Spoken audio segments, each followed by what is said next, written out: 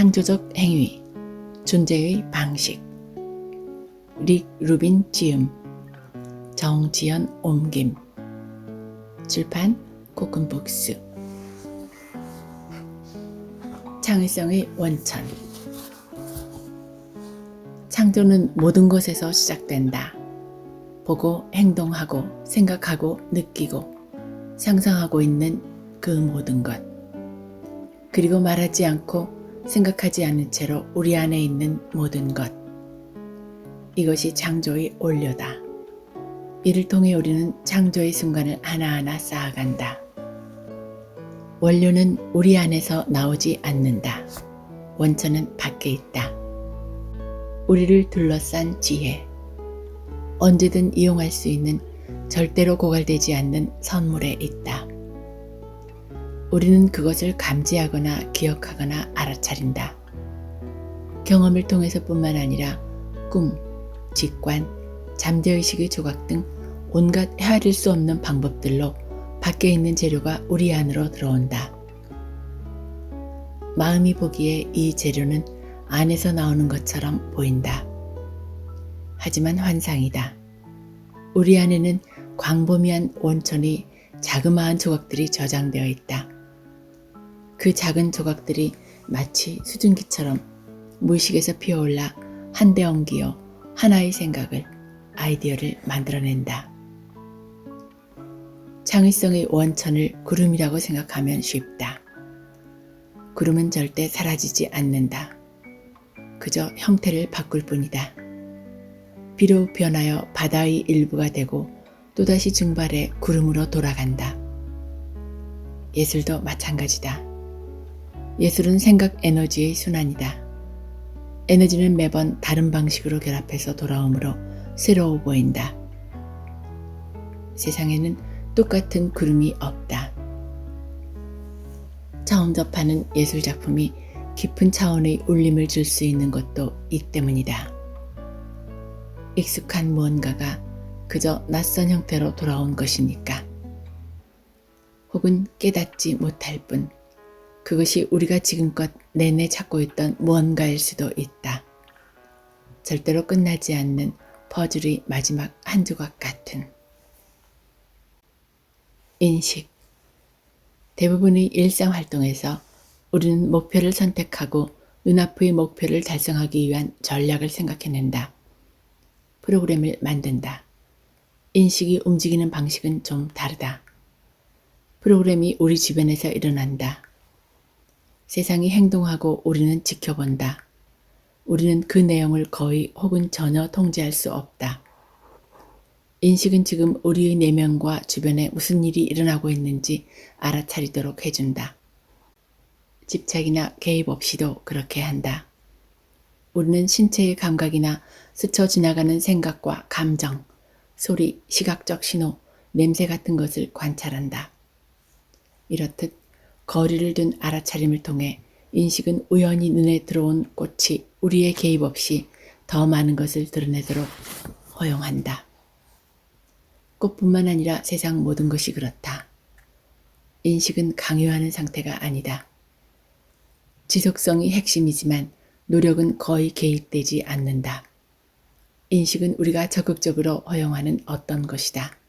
그것은 영원히 거듭되는 지금 이 순간에 일어나는 일들과의 병존이자 수용이다. 원천의 한 측면에 이름표를 붙이는 순간 알아차림은 연구로 바뀐다. 인식 대상과 그저 함께 존재하다가 그것을 분석하기 시작했거나 그것을 인식하고 있음을 인식하게 된 것이다. 분석은 2차적인 기능이다. 알아차리는 대상과의 순수한 연결을 통해 인식이 먼저 이루어진다. 무언가가 흥미롭거나 아름답게 느껴질 때 우리는 먼저 그 경험의 순간을 온전히 체험한다. 이해하려는 시도는 그 다음에야 이루어진다. 무엇을 알아차리는가는 바꿀 수 없지만 알아차리는 능력은 바꿀 수 있다. 우리는 인식을 넓히거나 좁힐 수 있다. 눈을 뜨거나 감음으로써 그것을 경험할 수 있다. 우리의 안을 조용하게 해서 밖을 더 많이 인지할 수도 있고 밖을 조용하게 해서 안에서 일어나는 일들을 더 많이 알아차릴 수도 있다. 겉모습의 특징이 사라져버릴 정도로 가까이 다가가 부분을 확대할 수도 있고 멀리서 완전히 새롭게 바라볼 수도 있다. 우주는 우리가 인식하는 만큼만 크다. 인식을 키우면 우리의 우주가 확장된다. 우주가 확장되면 창조에 쓸 수 있는 원료의 범위가 넓어진다. 뿐만 아니라 우리가 살아가는 삶의 범위도 넓어진다. 왜 예술을 만드는가? 예술가의 길을 선택하는 사람들은 대부분 선택의 여지가 없다. 우리는 작품을 만들지 않으면 안 될 것처럼 느낀다. 모래 속에서 부화된 거북을 바다로 부르는 힘처럼 어떤 원시적인 본능을 느낀다. 우리는 이 본능을 따른다. 그것을 부정하면 마치 자연의 섭리를 거스르는 것처럼 기운이 꺾인다. 멀리서 보면 이 맹목적인 충동이 우리의 목표를 우리보다 거대한 무언가로 인도하는 것을 볼 수 있다.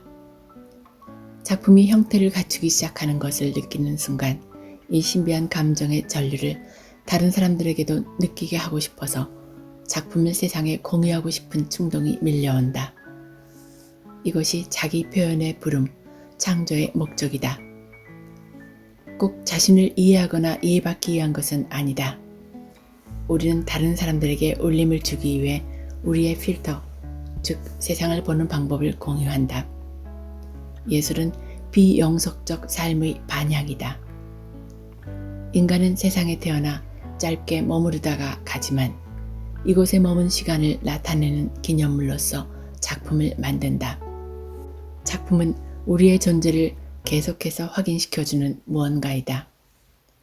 미켈란젤로의 다비드, 최초의 동굴 벽화. 아이가 손가락으로 그린 풍경에서도 공중 화장실의 낙서처럼 똑같은 인간의 외침이 메아리친다. 내가 여기 있었다. 당신의 관점을 세상에 보태면 다른 사람들이 그것을 볼 수 있다. 그 관점은 그들의 필터를 통해 굴절되고 다시 분산된다. 이 과정은 쉬지 않고 계속된다. 이 모두가 합쳐져서 우리가 경험하는 것을 현실로 만든다. 모든 예술작품은 아무리 사소해 보일지라도 커다란 순환 속에서 어떤 역할을 한다. 세상은 끊임없이 펼쳐진다. 자연은 스스로를 새롭게 한다. 예술은 진화한다. 사람은 각자 세상을 보는 방식이 있다.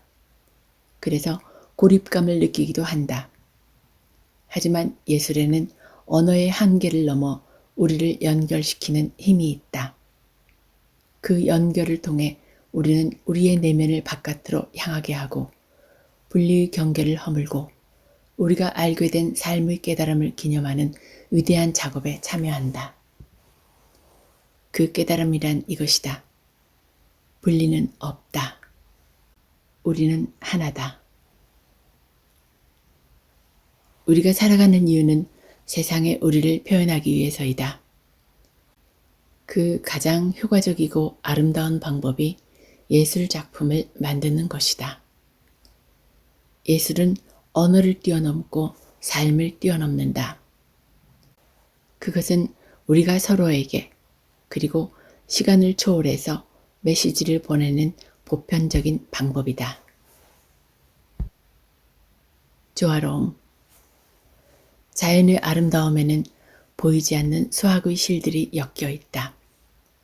조개 껍데기와 은하계의 나선에서 똑같은 비율이 발견된다. 꽃잎, DNA 분자, 허리케인, 인간 얼굴의 디자인에서도 어떤 비율은 신성한 균형감을 만든다. 아름다움에 대한 우리의 기준은 자연이다. 예술작품을 만들 때 그런 비율을 만나면 마음이 차분해진다. 우리는 가장 경외하는 관계에서 영감을 얻어 창조한다. 파르테논 신전, 대피라미드, 다빈치의 비트루비우스 인간, 브랑쿠시의 공간 속의 새, 바흐의 골드버그 변주곡, 베토벤의 5번 교향곡. 이 작품들은 모두 자연에서 발견되는 기하학에 의존한다. 우주에는 대단히 깊은 상호 의존의 체계로서 조화감이 있다. 한동안 작업해온 프로젝트에서 한 발짝 물러서서 그동안 알아차리지 못했던 새로운 대칭의 가능성을 알아차릴 때 당신은 평온한 만족감을 느낄 것이다. 평화가 핵심에 자리한 흥분감이다. 질서가 나타나고 조화로운 공명이 뚜렷해진다. 이 복잡한 메커니즘에 당신이 참여한다. 음악에서 조화로움의 규칙은 공식으로 제시된다. 모든 음은 진동 파장을 가지며 모든 파장은 다른 파장과 특정한 관계를 맺는다. 우리는 수학적 원리에 따라 이 파동들의 조화로운 쌍을 계산할 수 있다. 물체, 색, 아이디어 같은 모든 요소에도 파장이 있다. 우리가 그것들을 조합하면 새로운 진동이 발생한다. 그 진동이 조화로울 때도 있고 불협화음일 때도 있다.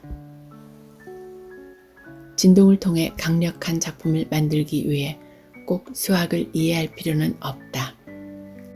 어떤 사람들에게는 수학에 대한 이해가 오히려 자연스러운 직관을 약화시키기도 한다. 조화를 느끼기 위해 우리는 스스로에게 주파수를 맞춘다. 우리는 다만 이미 일어난 일을 설명하기 위한 시도로서 지성을 사용한다. 이런 알미 자연스럽게 일어나지 않는 이들도 시간이 주어지면 성장할 수 있다.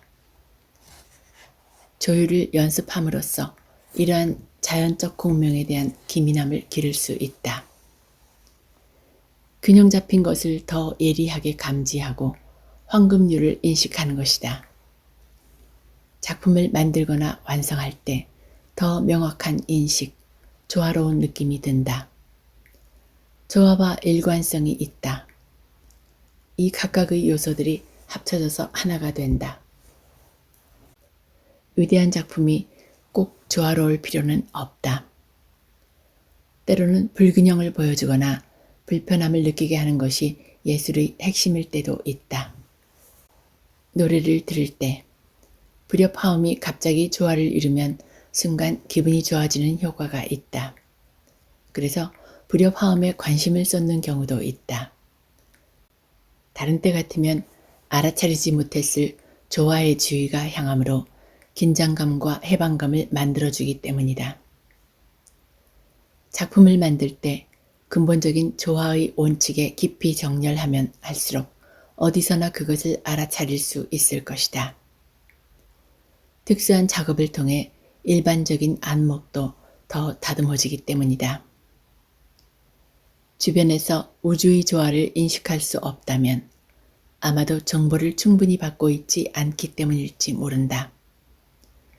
충분히 줌인하거나 줌아웃하면 주변에 존재하는 모든 통합된 본질이 더 분명해질 수 있다.